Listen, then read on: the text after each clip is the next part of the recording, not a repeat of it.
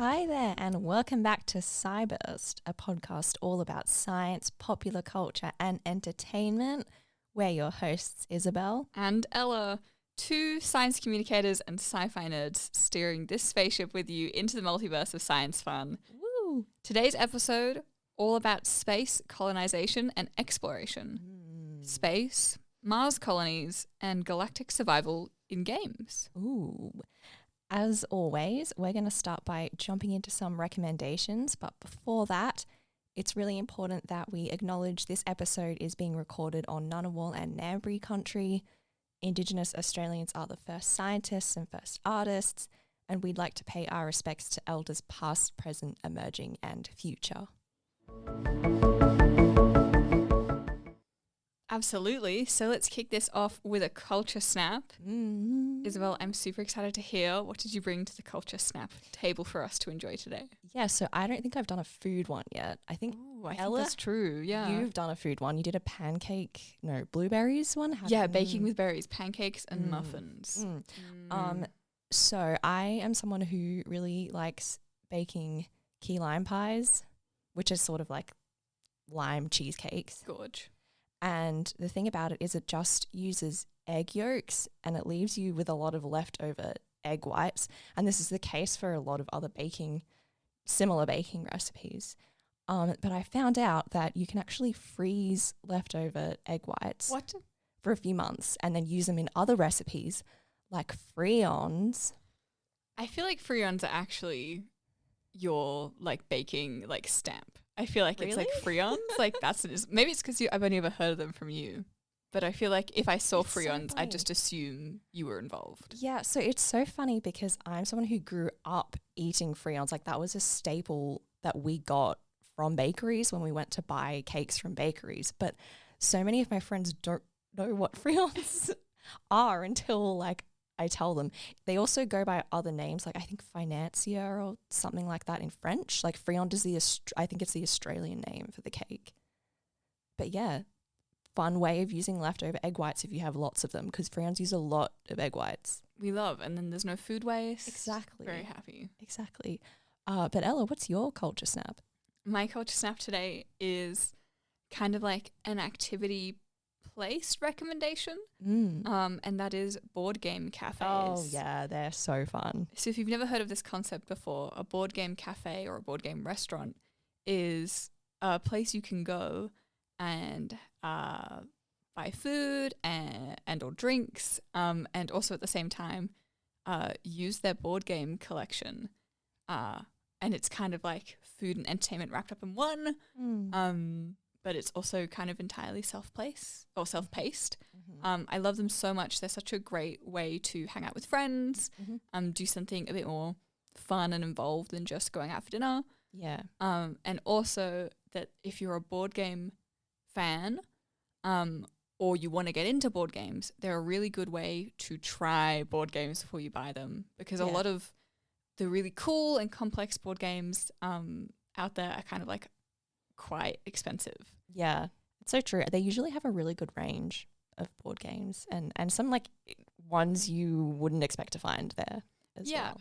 So if you're not certain on a board game, it's a really good place to go and try them, play them with friends, get a feel for them. And a lot of board game cafes or restaurants also do kind of a deal where the most popular games they'll sell some of too. And if you've just eaten there and or paid to play some games, they'll sometimes put some of that price towards buying the board game, which then just means you get a meal out with friends plus a board game kind of all in one. And it's, Well, I think it's also not just for friends, but it's a really good icebreaker social where rather than having that awkward, nobody knows each other around the dinner table thing, you have something that you can all play. And start to engage with each other on. So that's my recommendation. There's lots in major cities. So type in board game cafe plus your city or your town and see if one comes up. And I highly recommend getting a group of people together, maybe people you don't know very well, and picking a game you've never played before. Yeah, that's my culture snap for the day. And Ella, is this also where you played a space colonization board game for the first time? This is where I did play a space colonization board game for the first time. I played Mission Red Planet in a Melbourne board game cafe called Marche with some of my friends, and it was really good. And we played 2 really good board games that day. And one of my friends bought the other one we played, which is Mountain of Madness. Oh. But we might talk about Mission Red Planet later in the episode. Yeah, so red planet like Mars, maybe? Very, very much like Mars. So we humans want to go to Mars. Unrelatable. This one human doesn't. Space is scary. But yeah, as a broad global quote unquote civilization, which is very Western, it is. There's a desire to go to Mars. Wild. Yeah, more than ever before at the moment as well. So listeners, you might have heard of NASA's Artemis program to go back to the moon by 2024. Is that next year? Yeah, next year. Time is ticking away. That's basically the idea. Before we go to Mars, let's go back to basics because we haven't been back to the moon in a very long time. Back to basics. The moon is so far away. For space in travel. What scope is the moon basic? It is for space travel. So yeah, the goal is go back to the moon, learn a bunch of new cool things, and establish the first long-term presence on the moon. Huge. NASA is calling it the first step in the next era of human exploration. Don't know how I feel about that phrase. I don't know how I feel about that, but I do think that Mars is what we would very much understand to be like the next thing. Yeah. So the idea is we go to the moon first and then take the learnings from that. With our more recent technology and everything. Yeah. Exactly. For the next step, which is then sending the first astronauts to Mars. So that's why it's go back to the moon first, then go to Mars. And that's all under the Artemis program. That's the goal of the Artemis program. So this is sort of starting a new potential space race. But Mars instead of the moon. Yeah, it kind of does feel like a 1-for-1 substitution in many ways, but then also different in a lot of others. Yeah. I mean, a different cultural context now, like it's not in the middle of a Cold War. Absolutely. We still have lots of issues, but... Well, it'll be defined by this political era rather than the last one. Yeah, exactly. And interestingly, and perhaps not surprisingly, the first space race to the moon definitely affected pop culture. Of course. Pop culture is impacted and impacts everything. Yeah, so that's through texts like 2001 Space Odyssey, which came out around the time that we were going to the moon or making plans to go. And we're seeing it again now, but with a Mars twist. Mars twist or even bigger space twist again. Or maybe it never left the effect on pop culture. Like I don't think perhaps it never went away. So it was ever since then it's just like become more and more popular in pop culture. The whole space exploration, it's a very prominent theme, especially in science fiction. And how crazy that it's taken us till now, episode 13, I know, to talk about space properly. Yeah, well, we sort of did in our multiverse episode, but not really. Yeah, this feels like the first proper cyber steps into the space. Oh my gosh. Cyber steps. Yeah. Just Isabel's immediate facial. Because I thought you were going to make some reaction sort of was Neil amazing. Armstrong, like, adjacent quote. That's why I got excited. So, themes like Mars colonies, space colonization, space exploration, very, very prevalent in pop culture right now. Yeah, and for the last few years, it feels like it's been building up, right? Definitely. So we had a movie adaptation of Dune in the last few years. We have the second one about to come out. We had The Martian. So good. So good. It was. We have The Expanse, which is a very popular TV show. The movie Passengers as well. Oh, that was a huge budget film. Yeah. All the recent Alien franchise movies and all the entire multitude of Star Trek series that never end. Yeah, so it kind of like has been around for a while, but definitely through this we can see a lot of things more recently. So the list just keeps going on and on and on. We could keep listing things for forever. And today we're actually, those are all sort of screen or movies or books or TV shows. But today we're going to focus on games. Yes. And specifically board games, which we haven't really touched on yet. It's so exciting. So good. And a couple of video games thrown in as well, because I think that's also an important lens to look at. Yeah. Just add a little bit of spice to our games context. Yeah. And board games are very interesting because of the role play elements involved in it. It's you in control. You're the one doing the exploration, surviving colonization or decolonizing, and fighting the colonization. And these board games come with both a set of possibilities and a set of problems. For sure. And unlike, the text that we just listed before, you're a very active participant in them. Like you can turn on a movie and you can turn the page of a book, but in the board games, you're really the person doing the action. Like nothing about it is passive. Everything is a choice. Yeah, it's very involved. Very, very involved. And board games, I think specifically, in interesting lens because there are so many ways you can physically interact. Yeah. Whereas through video games, it's often through like a mouse, maybe like a D-pad, a controller. But the board game, you're interacting with the physical game itself. Like the piece of media. Yeah. Like you take it out of the box and you have all the pieces in your hand and you're the one moving around. And sometimes those are like the pieces of the planets or spaceships or very, very involved things like that. Like every element of the story is like you're touching it. And I think that's super interesting. And I want to talk about within that and within board games, they also offer a lot of lenses. Yes. So even though it's a very active role of you rolling the die or moving the pieces, some board games allow you to be more passive in colonization and some more active. And I think that's really worth talking about. So we're going to dive in to talk about the lenses that certain board games offer. Yeah. And most of these board games are Mars-based. Some of them are Mars-esque based. Mars adjacent. And some of them are just general space based. But there are a lot of connections between all of them that when Isabel and I have been planning this episode, we found so interesting to talk about. Yeah. Yeah, so the first board game we're going to touch on is Cosmic Encounters, which is actually from the 1970s. Whoa, it's old. It's quite an old one. So closer to the moon race. Yeah. So this is a strategy game. It has lots of different alien races and you play as a quote-unquote alien race. And that gives you certain advantages or disadvantages and like a perspective to view the game from or participate in the game from. So that's kind of like one lens that you're offered.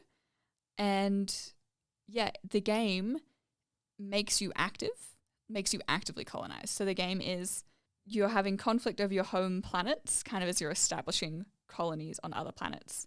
So as part of the gameplay, you don't really have a choice but to engage in almost conflict for the purpose of establishing colonies with other people.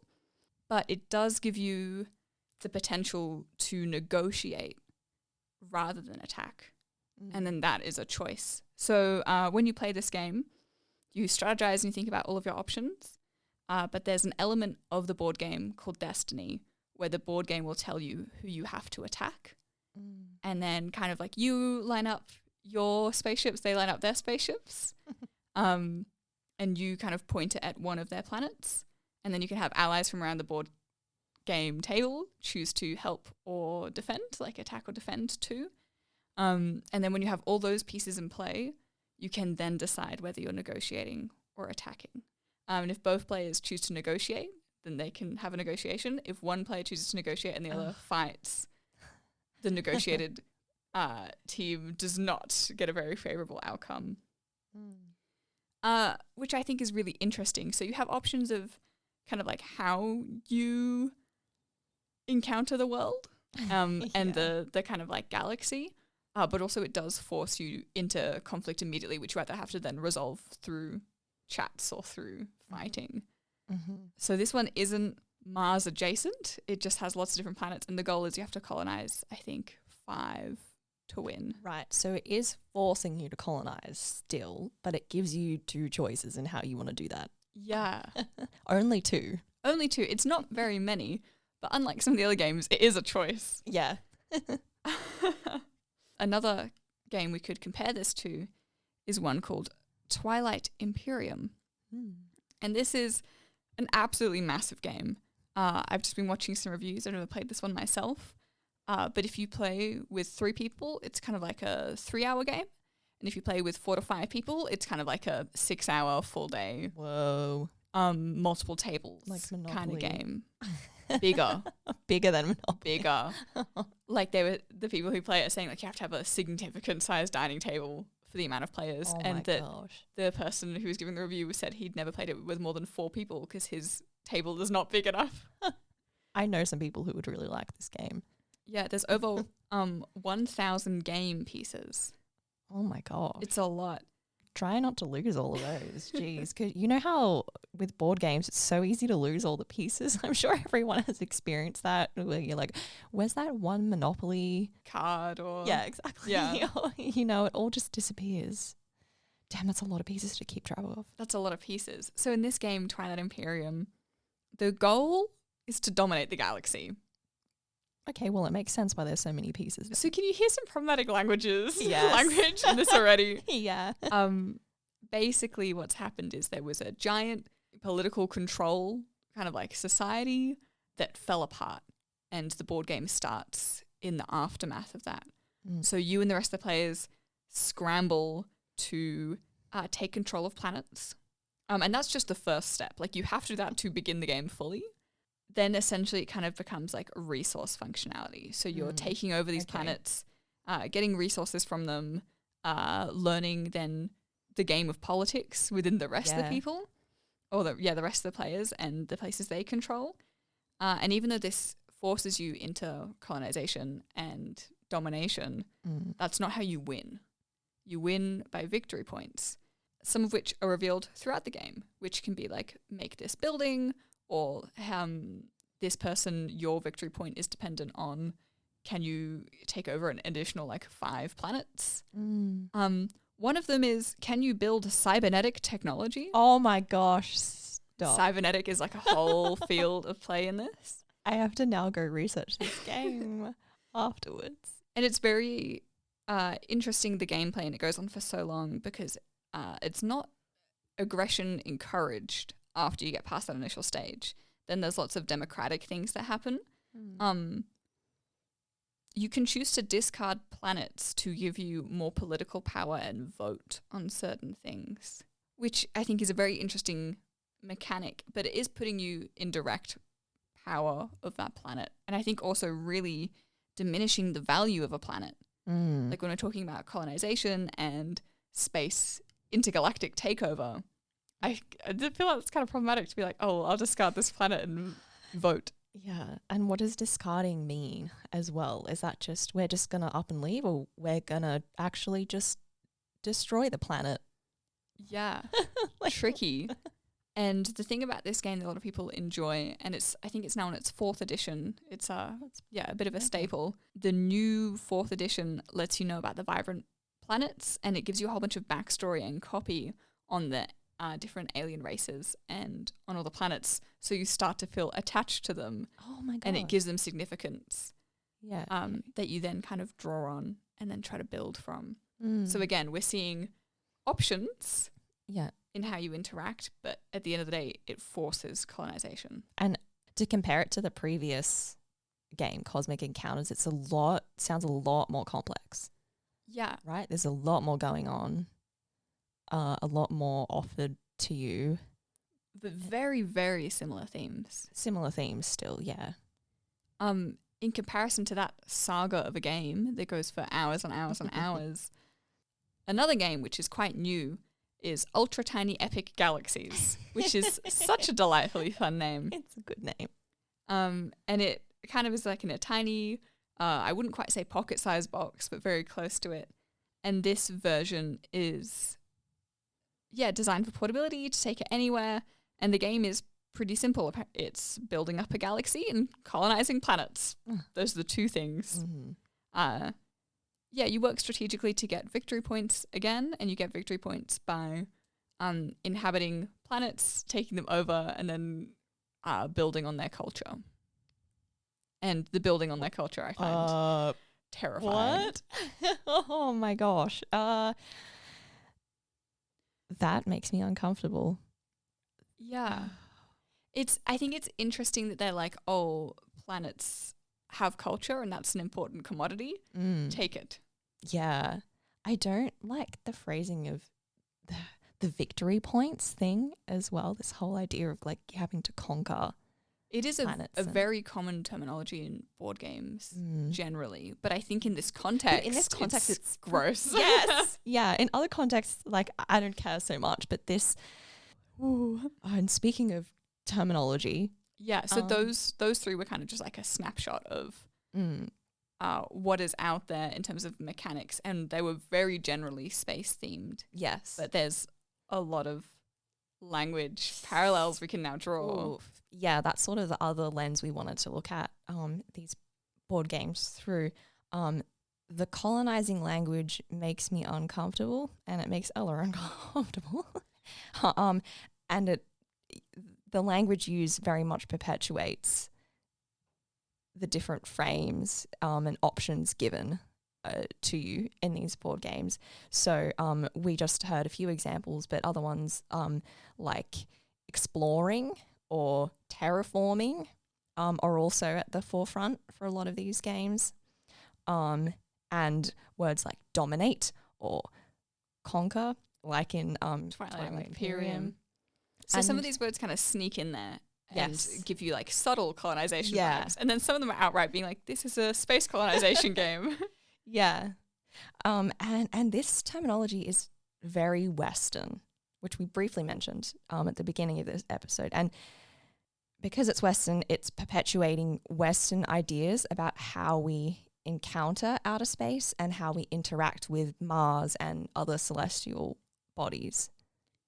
Yeah, and I think Mars is a very, very interesting planet to pick thematically. And I think to Australians, Mars is kind of like the bare planet or the red dirt planet. Very much gives me Terra Nullius vibes. Yes. In terms of the language we use to justify why we think we can go there and take over. Exploit resources. Yeah. So there's, I don't want to say interesting parallels because they're kind of devastating. They're devastating parallels. Yeah. So I want to talk about another board game quickly called Terraforming Mars, which is that terraforming language. And the little blurb for it is, step into the shoes of an explorer in the future. In this board game, you're tasked with colonizing Mars. Just a little. And making it habitable for future generations. So it's complete takeover. So it's got many elements to it, and it combines features of role-playing strategy, very similar to the games we talked about earlier. You can actually play this by yourself or with friends. It's a 1 to 5 player game. Kind of cool conceptually, mechanically. Yeah, and I think that also ties back to the sorts of lenses and choices offered, because what does the game look like if you play by yourself versus with a group? Like, does that change how you'd be making choices about colonizing the planet, how you're exploring it, how you're using the resources? And our current desire perhaps to go to Mars is in the real world is very much a group endeavor. So I think it's fascinating to think about what would that look like if it was a solo endeavor. Yeah. Like, would you be more considerate of the planet? Would you be less considerate of the planet and maybe beings who are living on it? Don't know. Just a different way of thinking about it. Yeah. Super interesting. This board game, Terraforming Mars, is extremely popular. It has hit top 3 of a lot of board game charts the year it was released. Whoa. Which was? I don't know what year it That was. was a very, very good question. Yeah, and I've been watching lots and lots of gameplay on it because I've never played this one myself. And it's very interesting the people who love it and play it every week with a certain group of friends, and people who find the mechanics kind of boring because of the limited lens that it allows you to explore Mars through. It was released 2016. Woo! And there was a video game adaptation of it a few years later. That's super, super interesting. Mm. Yeah, so this game, very, very popular. And a lot of people who, I don't know, felt hooked by it. The hook was the concept. The hook was the mechanics could have been anything, but with the art of the box and with the thought and the creativity of terraforming Mars, that's what for a lot of people got it over the line, and that's why they bought it, started playing it. Yeah, it was very much the conceptual idea of what could we do with Mars. Mm-hmm. Whereas from like a gameplay perspective, if you're not playing the first game edition, which is just if it's your first time playing, you get a different set of rules. But when you're playing the actual game, you take on the perspective of a company. Mm-hmm. And then it's different companies terraforming Mars. Mm-hmm. And yeah, there's like a group goal, I guess, which is to increase the atmosphere to 14% oxygen, to increase the temperature, and also to have a certain amount of ocean and plant, like green tiles. Mm-hmm. And that's when the game ends, is when you reach all those win conditions. Mm-hmm. So it's kind of cooperative, but then you ultimately win as one person based on the amount of victory points, kind of based on resources that you have. So you're actually trying to balance the environment, but also for humans. It's not for the good of balancing the environment. No. It's like the good of the planet for me. Yes. Yeah. Oh. Yeah. And so the different way the companies come into it is that some companies are better at like certain resource mining. Like some of them can turn 8 trees into a plant tile. No, 7 trees into a plant tile rather than 8. Some of them have different trade options for the rare materials. But at the end of the game, it's all kind of like resource allocation.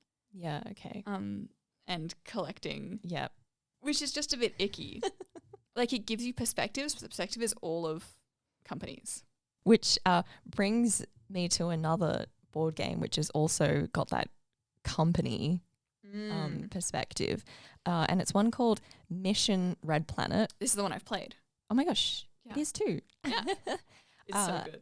So the blurb for it is, and again, very similar language to terraforming Mars. With the colonization of Mars in our sights in the real world. So interesting that it's actually explicitly comparing it to our Mars endeavours. Yeah, they're like, this is real, therefore board game first. Kind of funny. So with the colonization of Mars in our sights in the real world, it's no surprise that game makers use the Red Planet as inspiration. Mission Red Planet is a quirky title that's all about exploring Mars, and you can play as one of 9 characters, and your goal is to uncover the mysteries of Mars while collecting resources.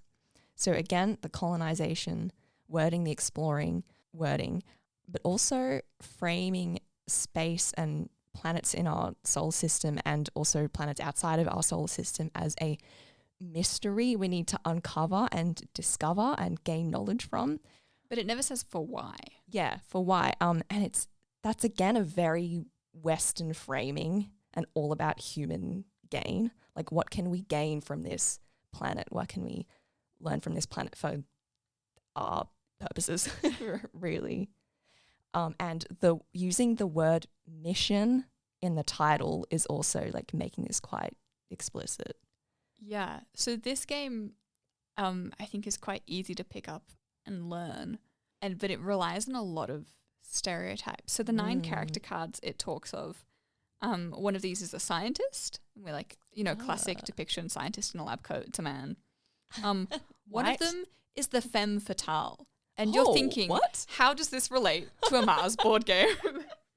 And I think it fully ties into colonization, and I think also like the space race, because the femme fatale, what they can do is like lure one of the other team's astronauts out of the rocket and my kill God. them. Oh, And then your astronaut ends wow. up in like the space memorial aspect, which is like a physical disc that you have to place your astronaut onto.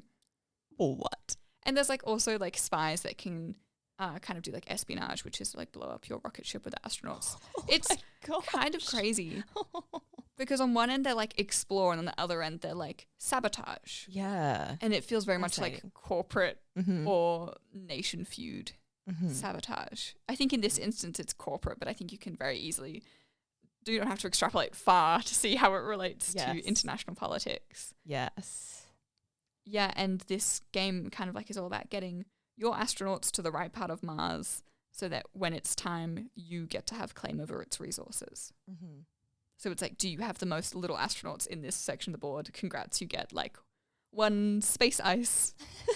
Space ice. Yeah, it's just like a resource they have in the game. So I feel not only is the language interesting there, but also the language of the stereotypes they choose Yeah. to incorporate as gameplay Yeah. mechanic. Yeah, kind of. It sounds funny as well, kind of to play with the femme fatale, just killing astronauts and whatnot. Yeah, Okay. but also not funny. Like that's also that's a not. death.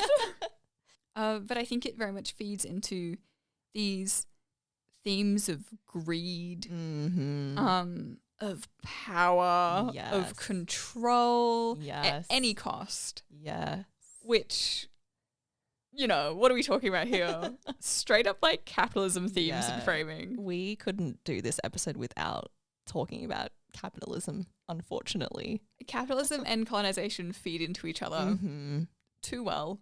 Not only in real life, but also in these games, which, though I think, there's all that excitement over space being something new and exciting and it captures our interest, we're only framing it in terms of what humans can imagine and have experienced. And Yes. therefore it is almost exactly in some areas a mirror to what has happened before. Mm-hmm. That we're going through fictionally again, which I think is also why it's very interesting that there were cybernetic themes in one of these Yeah. games, because that cybernetics is inherently like aware of the historical and environmental backgrounds in a way that I think lots of these games aren't. Mm-hmm.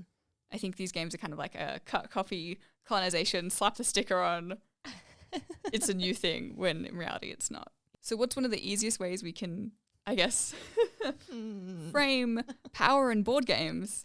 I wonder which famous board game we're going to talk about. Have you all ever heard of Monopoly? Well, now you have, and also Star Wars Monopoly. Isabel, how do you feel about Monopoly?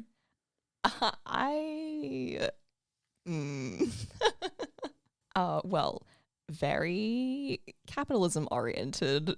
Crazy. I wonder why. I like playing the game, but then you also feel kind of horrible afterwards. Like, I don't know if you get that after playing games like that, where it's very much, I'm going to make a bunch of money and a bunch of houses and take money from everybody else.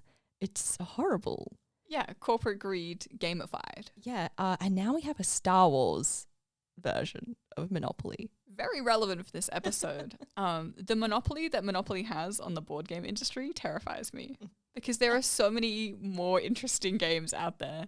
And I think Monopoly is kind of like a lot of people's first dabble into board games. Yeah, well, also kind of gross. We have Monopoly Junior as well, which is like the kiddie version of it, which is also kind of like, is it? Insidious? Yes. Yeah, it's like, we're going to instill capitalism from when they are children. Oh no. So Star Wars Monopoly, pretty self-explanatory.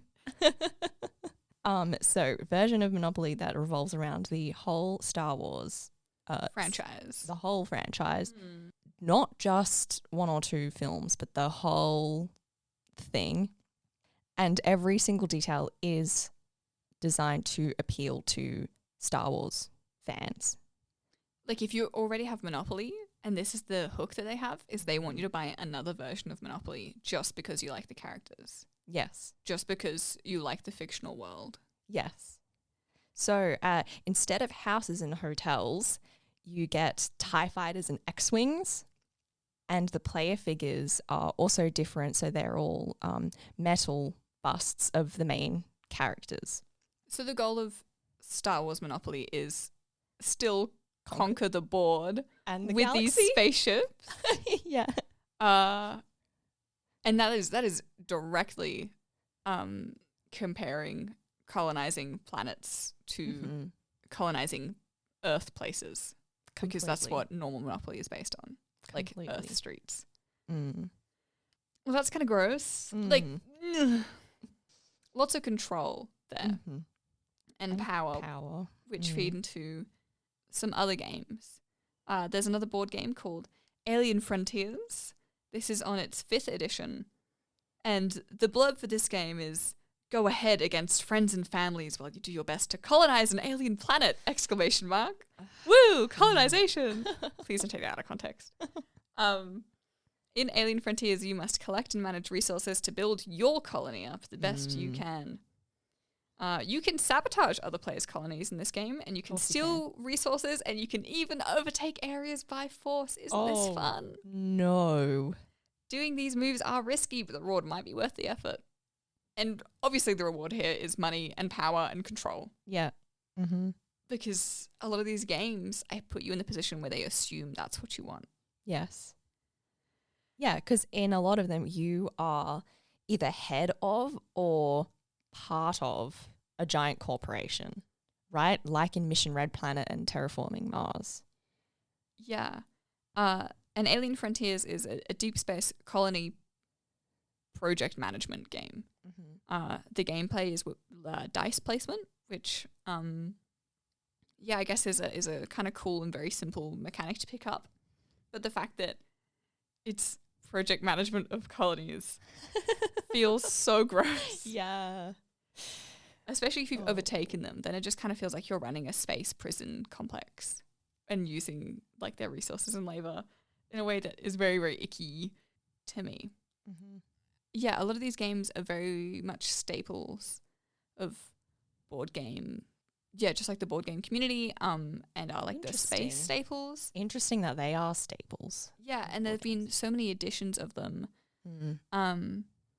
And some of them have really not done well in the past and have picked up as there's been a recent board game boom, which is why I also think it's very interesting to talk about board games in this episode, because though board games have been around for a while, there are now like lots of serious board game awards. And I think, board games are one of the few pieces of physical media that there's still a lot of development into that people are excited about. And there's still capacity for a lot of growth. Yeah. And also pairings with video games. Yeah. As with Terraforming Mars. Yeah. And speaking of video games. We thought we would each give an example to talk about. Because like I said at the start, I think it's important to talk about video games as well, because it's sort of the more modern, the contemporary way of engaging with these. Yeah, and video games and board games have direct parallels. Yes, yeah, exactly. So the one I want to talk about is Spore, which is a very popular video game. One that I played a little bit when I was younger, but I also had many friends and family who played this one. I think you did. Yeah, I played a little bit kind of like late primary school, early high school. Like the ideas were fun, but I didn't want to play the game. I just wanted to make the creatures. Like that was the age that I was at. I get you. Yeah, I get you. So in Spore, you start as a cell, and eventually take over space. So you go from the usual. you go from the a very small organism through multiple stages of evolution, if you like, to then be able to take over space. I never got to that stage. Some people love it. Some people hate it for various reasons. I think some people don't find it very fun anymore by that point, because at that point you've sort of almost completed the game. There's not much change after that. And interesting though, I think some people don't like the domination aspect of it. I think a lot of people who approach their game from a creative perspective, they want to make a alien creature that can walk in the way that they want it to walk and look the coolest. uninterested in violence. Yes, yeah, which is nice to hear. So this one has a lot of intertextuality with other popular sci-fi that I wasn't aware of until I started reading wiki pages of That's it. cool. Because I didn't know they have a spice trade in the space age, which is like June. It's entirely like June. Yeah. And there was also a aspect in the game where you can place a monolith, like in 2001 Space Odyssey. No on the way. planet. Yeah, which triggers the evolution of intelligent life. And then, yeah, you can come back later to it to see what has evolved from that. Alongside that and the spice trade, there's also alien empires and interstellar war. So there is a sort of big war theme in it. And you can terraform and colonize planets with tools. Interesting, there are also different ways of doing it, like some of the board games we discussed. And some of them are peaceful, some of them are forceful, some of them are more economic. But they're all colonization. They are. Yeah, Yes. so very similar to some of those board games. Yeah. I think you get a choice on which planets you want to colonize, I think. But you still have But to you still- colonize some of them in order to play the game fully. I think so, yeah. One way of colonizing is beginning an interstellar war. Just Yep. every Monday. Another way is diplomatically creating an interstellar union. Okay. So similar options to the board games. And another way is just buying every single star system. So just buying everyone out. Well, I feel like there are some capitalistic themes there. Yeah, capitalistic themes. And with the monolith thing, there's an element of playing God as well, and like starting life on a planet when there wasn't life before, and don't know how we Intervening very much. Yeah. Yeah. feel. Yep. Interesting with the spice trade in June, because I think, again, that's a direct link to colonization. Completely. I think it's interesting and sad that we have space, and there's a lot of it. And there's so many things we are yet to understand and appreciate. Yeah. And a lot of these routes seem to very much be going like a violent Mhm. and forceful way about it. Like that's kind of like the only ways we are shown we can engage through these pieces of media, which is supposed to be entertaining and engaging and fun. Mhm. And it's weird, I think, that our first reaction to something that we want to engage with from a game mechanic kind of lens and frame is like, oh, attack it. I know. I wonder with like the multiplayer ones, if it would completely change the game mechanics if there was an option to be a character which is a who doesn't want to do any of it, and your job is to like Sabotage. Well, yeah, but not in a way that's like also violent, because the ways that you're currently given are violent ways of doing that. Rise through the empire and put environmental policy, carbon tax, the colonizers. Yeah, I think that is a lot more inventive, and I think it's harder to do. Yes. And I think violence is easy. I don't like that. That's horrible. I think violence is easy. I wouldn't necessarily say it's lazy, but I just think it's the easiest option. That's true. I've heard it's a very easy game mechanic. Yeah. To add into games, whether it's a video game or board game. That the one I suggested is more complex and would take time to think out. There's not really a good segue, but I want to talk about the video game Outer Worlds, which does very much play into colonization, and there are lots of violent themes, and it's about space. But I want to talk about the engagement that this video game has had online and how the online engagement is purely focused around the capitalism of the lore of the game, so of the world and the inner workings of the game. And the way you play the game is it's a single-player sci-fi role-playing game. It was released in 2019. And, yeah, it kind of starts with this idea that there's an alternate timeline where large business trusts were never broken up, which leads to a really hyper-corporate, class-centric society dominated by huge companies and then barons who have then begun to colonize space. So that's the starting spot of the game. And there is this song, which is so catchy, so brilliantly crafted, so amazingly made by a fan of the game. It's by a group called The Stupendium, and the song's called The Fine Print. And this, in 2020, when we were all in lockdown, went a little bit viral online because of the lyrics and because how easily applicable it was to other things. Mm. So the massively famous part of the song the lyrics are, "Oh, honestly, did you not read the colony policy that defines you as company property that waivers your say in autonomy?" And those lines I have heard again and again and again, mainly on TikTok as part of viral videos, and people who are insanely creative who explore lots of aspects of face paint and makeup immediately saw this, took it and ran with it and did videos with face paint representing major companies such as Amazon and Google and Apple. Also, some people ran with it and did versions of the song called The Fine Print. So it's about media companies such as Facebook and Twitter, raising lots of questions about what are we signing away, how we are the commodity. And I thought I've never seen engagement so quickly like that before. And it was kind of amazing to watch. One of my favorite other lyrics from this song is, there's no I in team, but there's con in economy. It's very clever. It's an extremely clever song. What's the other one? The one about dollars?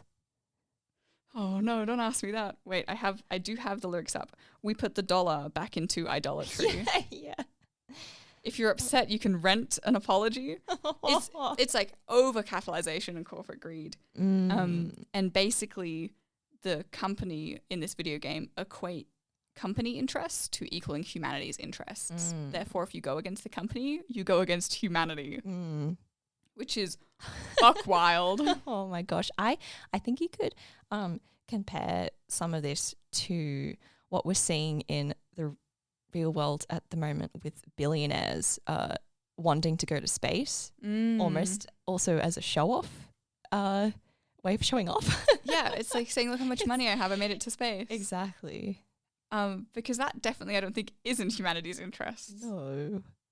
Yeah, but because it's space and because we don't know much about it, people are saying, well, if I go there, we still learn something, however much that is. Well, it's debatable. Well, therefore, it's humanity's interest, not my company. Don't worry about it. So that's the thing, right, is they're sort of disguising it as, oh, yeah, this is for humanity's interest, when it's really just so they can say that they went there and the other billionaire didn't. Yeah, so many parallels. It is so wild that all of these games can be connected through not just space, but this like deep capitalistic and colonizing lens. And I'd love to see some games in the decolonizing lens. Yeah. And in the non-violent approaches. Yeah. Me too. That would be nice.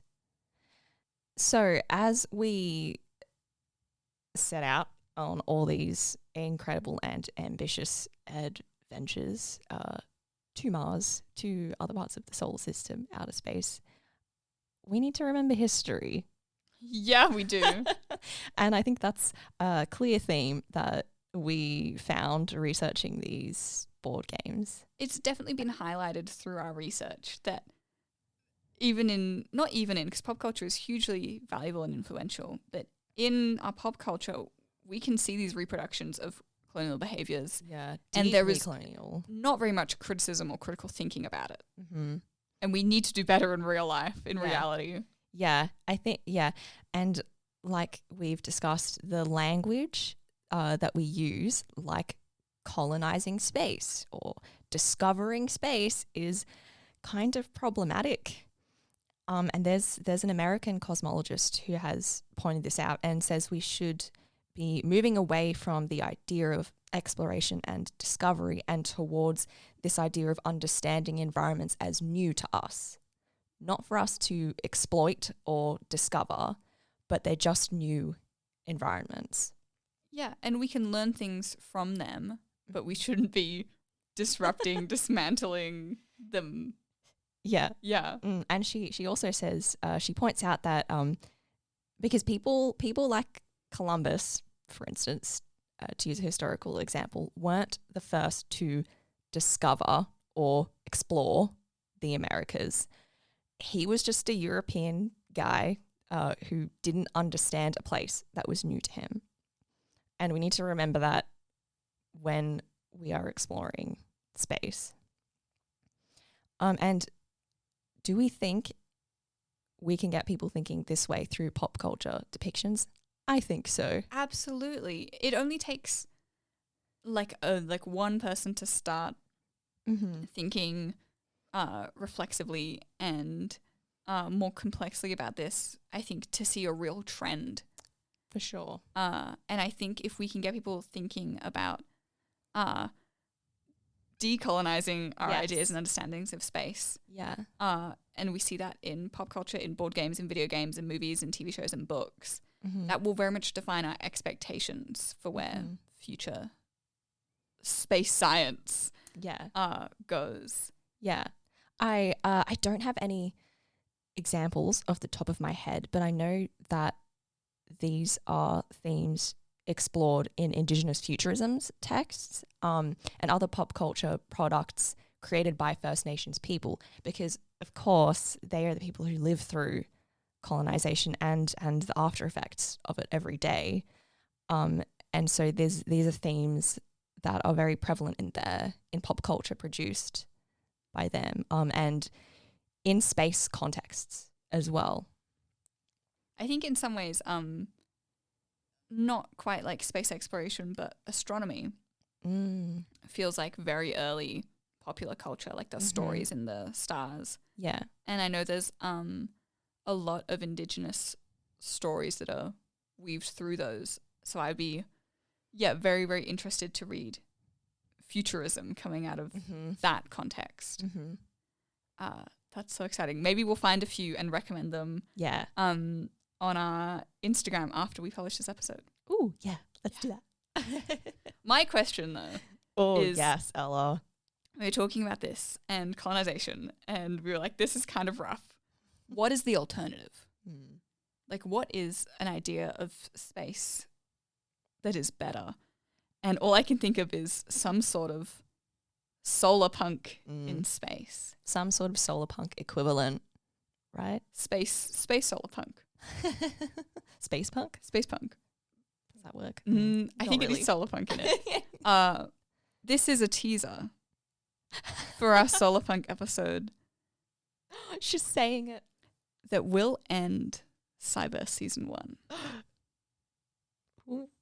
November 2023. Oh, Ella's committed to it. We're committing. That was a great discussion, Ella. It was so good.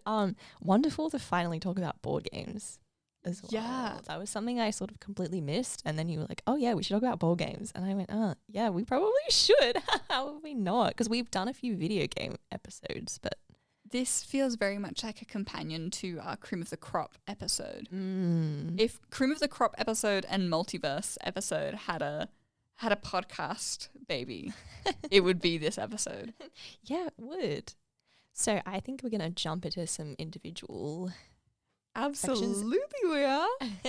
So I am going to talk about space law, LAW, because I wanted to know if we have anything in place to protect the environments of outer space that's not just for human interest, and or any laws in place to maybe prevent colonization as we've seen it happen on Earth. And pretty much universally acknowledge it was a bad thing. Yeah, exactly. Yeah. And if we don't, what should we be putting in place?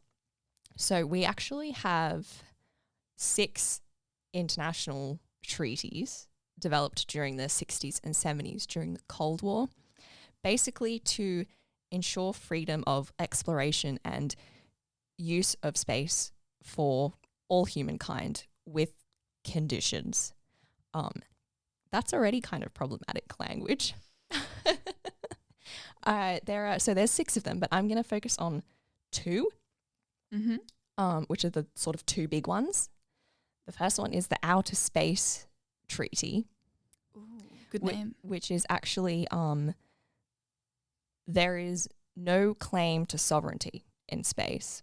So no nation can own space, the moon, or any other body, and the moon and other planets can only be used for peaceful purposes. So that doesn't say whether or not you can use their resources. But just that you can't own them as a military base. Yes, basically. As if resources wouldn't lead to that eventually anyway. That being said, not all nations have signed this treaty. So there will potentially be some dodgy things happening in the future. Gee, I hope not. The other treaty is the Moon Agreement, which basically expands on the Outer Space Treaty to reinforce that the moon and other planets can be used for peaceful purposes only. Their environments should not be disrupted, and that the UN needs to be informed of the location and purpose of any station established on those bodies. It also states that the moon and its natural resources are the common heritage of mankind. That's so human-centric. Yeah. And that an international regime should be established to govern the exploitation of such resources when such exploitation is about to become feasible. So they are sort of expecting exploitation, but it's sort of, there's not really much protection in place yet. That is so wild. They're like, let's have a treaty that just says everyone is entitled to the resources, but we're all going to exploit it, right? Yes, and also this one, that you know how not all nations have signed the Outer Space Treaty? Mm. Like hardly anybody has signed the Moon Agreement. So, unsurprising. I'd like to hope that if we had a better agreement, more people would sign it, but I also don't know at this point in time. The other thing is, there are very loose definitions about what peaceful means, and about what regard for other nations and other planets means as well. So it's very open to interpretation. Also, these laws, we have to remember, were created in the 60s and 70s. So they are due for an update. Yes, they are due for an update. I think the UN has plans to update them, but they might just be watching to see what happens with the Mars missions. I don't know. Do we think these treaties sufficiently cover colonization? No. Will we have a Mars treaty? Maybe, but with all the popular culture surrounding Mars right now, it feels like the human Western consciousness is leaning towards how do we exploit it rather than protection. Mm-hmm. Yeah. So, in summary, please make better space laws. Thank you. To all those listening out there. To all those upcoming who have lawyers. Power. Yeah, and upcoming lawyers. Please help. Wow, Laura's quite serious, even though it was kind of goofy. Yeah. The amount of things that weren't thought of or included. Yeah, I mean, there are some other good things in there. Like, I skipped over other treaties, which are basically about, like, no nuclear weapons testing here, everybody.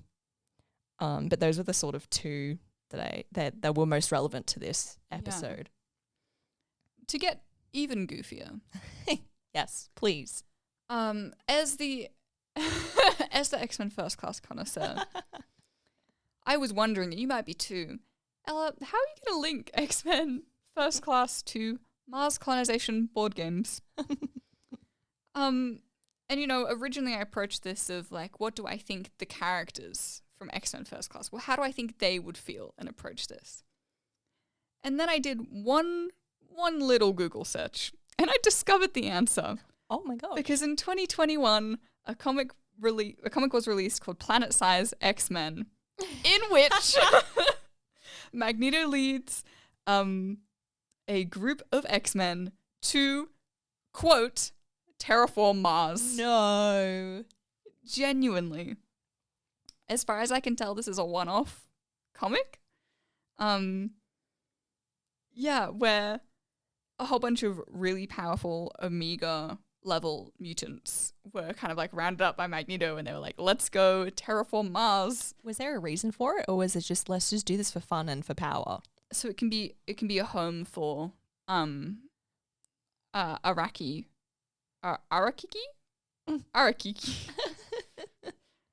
Basically for it to be a home for a different type of mutants. Oh, okay. So not for the mutants who were terraforming it, quote unquote colonizing. Yeah. But for other mutants, because the initial mutants already have a sovereign state at this point recognized on Earth. Mm. I am bewildered. I am bewildered that Magneto thought this was a good idea. Like, I know he's a goof, but it does not make sense for me in his understanding of the world and genocide and racial divide that he would think colonizing a new planet was a good idea. And a lot of other people have had this reaction too, which is reassuring for me. It seems off-brand, especially for the Magneto that I know and love in X-Men First Class. Polygon says that this is a case of mutant hubris. Yep. In my interpretation of the characters, I very much see Magneto as someone being like, hey, I think that's a bad idea. And I can see Professor X, Charles Xavier, using the colonizing language without fully realizing the impact that it has. Yeah, okay. Like, I can see him being like, don't colonize, don't do that, but what if we explored it? And then having like the similar problematic issues. I just cannot believe there's an X-Men comic where they terraform Mars. That is so unbelievably on brand, like on topic for this podcast episode. Yeah. I think it's interesting that they were put into that position because I do think it goes against the characters, and I think there's lots of interesting discussions that can come from that because once again, it's exploring this othering, which is, as I've said many, many times, is kind of what X-Men is all about. Yeah, it's about justice and the othering and the power of unions, like mutant unions, and humanity and where humanity can be found. But very goofy in this example. And that's all I have to say on X-Men for today's episode. Amazing, Ella. So I think that brings us to some questions for the audience. Yes.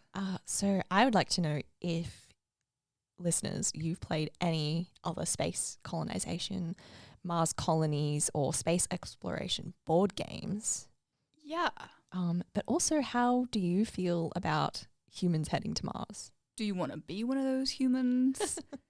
Do you have certain bits of knowledge you want us to gain from that exploration or heading to Mars?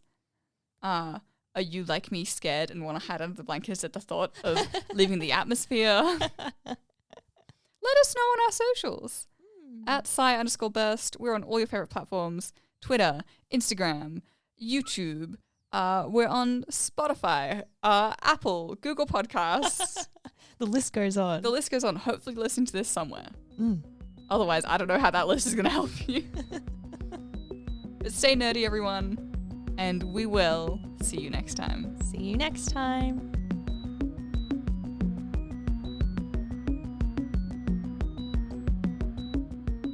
Thank you to ANU CPAS for their support and access to their podcast studio.